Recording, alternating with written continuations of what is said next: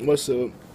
Well, I had inspired myself since I had talked about Thor and him having his white privilege or kingdom privilege. So I thought I'd go into Thor Ragnarok more. Cause I've talked about it, but I've never just watched it and dove into it, internally. Well, I've watched it for myself, but I haven't talked about it on YouTube. So I guess man, I just finished watching. I just been writing and writing and writing because there's so many fucking gems. Like this is definitely going to be about 3 videos worth of knowledge. But so we begin. Some of the facts about it was that I noticed because a lot of people bring up how Thor was a lot. He was more of a comedian in this movie, and it was for good reason. A lot of the reason is because they wanted just to hide the real messages through comedy. Like they want you to laugh, or they don't even want you to take the moment seriously, even though whatever he's saying is actually real. Because in the beginning, that whole little monologue was about spiritual beliefs, spiritual revelations, and all that.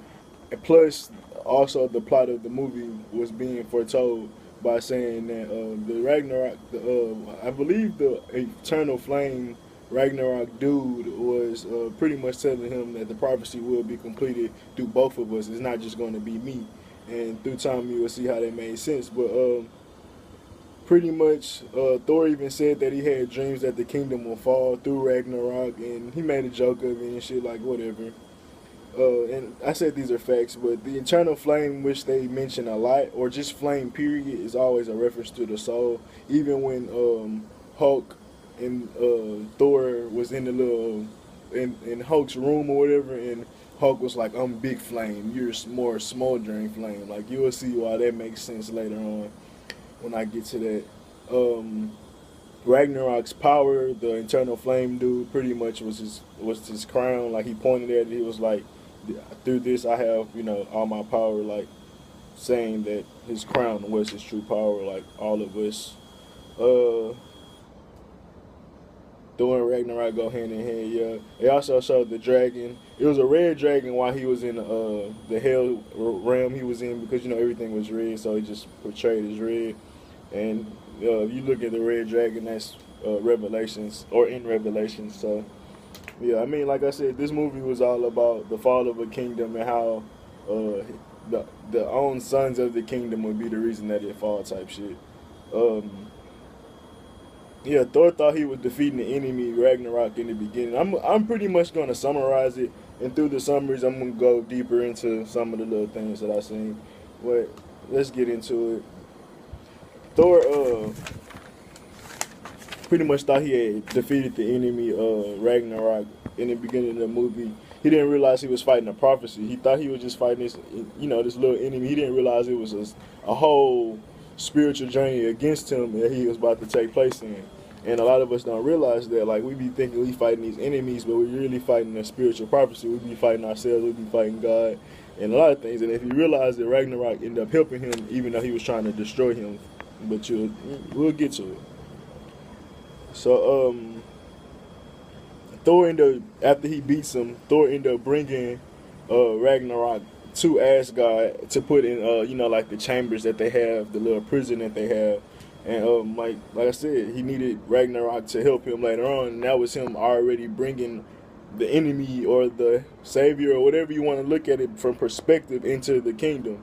And yeah. But when he gets back, he discovers that the kingdom is all fucked up. Loki's running shit. He discovers that the 9 realms was been plotting against Asgard, and he didn't know why. Like he was just trying to figure out. He was like, "Where's Odin?" And Odin was in exile because of Loki, which I found out later on in the movie. But Odin ended up wanting to stay away anyway, so it was a part of his little prophecy that he was fulfilling. Um, Odin told his sons that he failed his father. I mean, he failed his sons, and he told them about his sister Hela, pretty much the god of destruction, and how he was pretty much leaving for his sons to fight his battles, honestly. And he was like, "I can't you hear your mother calling me?" He heard his wife that had passed calling him. It's more like the universe, you know, or whatever. And it makes more sense when he dies. His wife doesn't come back, but his daughter comes back, and you know, to run this shit as in the universe running his course again type shit. Like he got called to his woman, and then the woman that really was supposed to be next ended up becoming next. Like she was the heir to the throne. People just didn't know it, and she will always be the heir to the throne. People just don't know it, but yeah, pretty much they had to face. Yeah, they had to face their father's problems, and I mean, Hella was pretty much right in the way that she felt, because I mean, she had been shined away through this whole time that really her father led her to become that way. He bred that chaotic being, and then once he got what he wanted, he cast her away. And I mean, he used her like a hoe, even though it was his daughter. And I mean, men do that a lot to this day. Women do that to their daughters nowadays, but men do it to their sons. Like they hold their kids out for until they get what they want, and then they expect their kids to be whatever, you know, or whatever. Like they just, a lot of parents just run away from it and hope they might can get something out of it or not. But Hela also arrived in green darkness. I think that's major, you know, just to show that she came from the universe. It was really blackness, but they had to add the little green in there too. But I mean, that has a bunch of different prophecies too.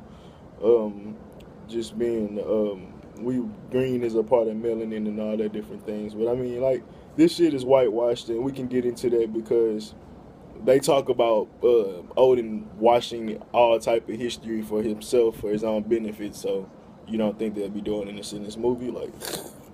But when she first met her brother, she told them to kneel. Like, what would you do when you about to get married to a woman? You kneel. And just like marriage, well, just like in marriage, but he refused to. He refused to do it. He refused to respect her power, and he attacked her, and she ended up destroying his hammer. It's like, nigga, you ain't seen power yet. You thought you had some shit, but nigga, I'm stronger than your daddy. I'm stronger than you. Like, and that's true because they birthed us. They give life to us. So of course they're more stronger than us. What's his name? Loki tried to escape and he asked to get called home, and pretty much that's the way that they bring Loki or Thor brings everything to, like, all the problems to Asgard, to be honest. Like Hela wouldn't have been able to get to Asgard if she didn't follow Loki and Thor through the portal or whatever. And pretty much she kills them in the portal. Well, not kills them. She throw them off, and they when they going back up to Asgard, she knocks them out. Pretty much, she gets them out. So if you think of as that journey was being a womb or being a tunnel or being a birth canal back to Asgard, she kicked them out and she sent them back to hell, like through their process. And or she just, you know, I say hell, let's just give it to perspective that they fell back down to the ground. Just use it to regular physics. They were going up and they fell back down once she kicked them out. And when they fell on this infinite different realities, and they ended up in the what did they ended up? What's the fuck? I don't know. It was Sakaar. Yeah, that's what it was. But Hela, like I said, it started Thor's fallen angel status. I can't read my what's the name? Thor fell into a place that had entertainment to keep the savages happy. Like, they sound like Earth or some other physical realms that maybe it would be the other 9 realms they consider. Like, maybe all 9 realms was, you know, falling or had been already falling or whatever. And it makes sense. Like, the savages, only way they could be distracted was through entertainment, through, you know, beastly actions and shit like that. So that's the same through us. The only way we can stay distracted from what we really want in this world is through entertainment. Like I said earlier, what entertainment is, they're taming your mind, nigga, seriously. Through sports, through fights, whatever. Thor, like I said, this is where the whitewashing began. Well, it was already beginning, but Thor would need the black goddess to find himself again. When he finds her, she's also in this drunken state. She in a chaotic state. She don't give a fuck about nobody but herself, not her ancestors, not her past. She don't care about her future. She really just ready to die. And really they really need each other type shit, to be honest. But she's going to be the reason that she's going to be the reason he gets out and all these different things, because I mean, it's the black goddess. And this is really supposed to be a story between, you know, the black people and how they feel and all this different shit, and how our woman is being chaotic through since, hey, look, I ain't gonna get into it because it gets so confusing, but if I can find my little pieces, I will. But yeah, there's so many different things going on here. Race will make a lot of shit confusing right now. But right now, it's really just about man and woman, honestly, right now. And then if you respect where everybody come from, you'll understand. She said, she came to reconquer Asgard and the 9 realms and beyond, because I mean, that's what her and her father plan was to do before, you know, he sent her off. And the Asgardians didn't approve. And when they didn't approve, she was like, I thought y'all be happy to see me. And that right there showed me that she's supposed to be like the second coming of God, or the second coming of Jesus, but it's the woman. You're not used to seeing it from the woman perspective. It's usually supposed to be a man that's coming to save people. And it was like, she was like, what? Y'all don't remember me? Like, nigga, I'm the reason y'all get to live this lavish ass lifestyle. And she felt disrespected, which is, of course, like, but Odin had already started that trail of forgetfulness with his history, because he already washed her away. Like, so nobody remembers her. They only thank Odin for his accomplishments and what they did, but they don't even know to thank her. And yeah, second coming of Christ. Then she kills all of them, the soldiers that decides to fight her, and she says again, she was like, see, these soldiers died because they didn't see the future. And then the dude ended up calling her a demon before she killed him again, because, you know, nigga, you know the people, how they still living a little bit and then get their last words out, and he calls her a demon. And that's what you would call, you know, the second coming of Jesus, or the second coming of anybody today, because they would destroy this world and you wouldn't like it. And it's because you don't know the future, that they would gonna give you better than what you already thought you had. And like I said, same with, I should have put Hela in the good villain tribe. Like, you don't understand her message because it's been so twisted and flipped. But at this point, all she did was what America did. They conquered and they survived, but they got rid of all of his flaws, and now his flaws is coming back to hunt them. But shit, it's like, well, either the flaws gonna live side by side, or they gonna overtake them. But yeah, I mean, of course we're gonna overtake them, because America they run away from their problems. I mean, that's Odin. Odin runs away from his problems. He ran away from his problems the whole time.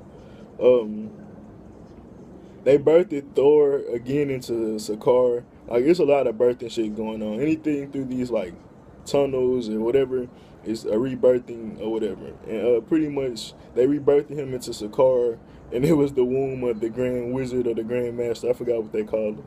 And pretty much, they scared him and put fear into his eyes or whatever. But it didn't really work for Thor, but it works for everybody else. Like, you can see it with, damn, I forgot to look up people's names before I started this video. But I'm almost done with this video. I'm going to end it right here at Sakaar. But the goddess, she pretty much she thought she couldn't get out. Hulk thought he couldn't get out. You know how powerful he is. The goddess is a god, and Hulk is a god. And they both thought they couldn't get out. So it's like, Thor ended up remembering that Thor wasn't truly scared or whatever. Thor was so confident in himself, well, in the sense that he could get out. And pretty much, yeah, that's what I'm going to leave it off at. But I'll be back.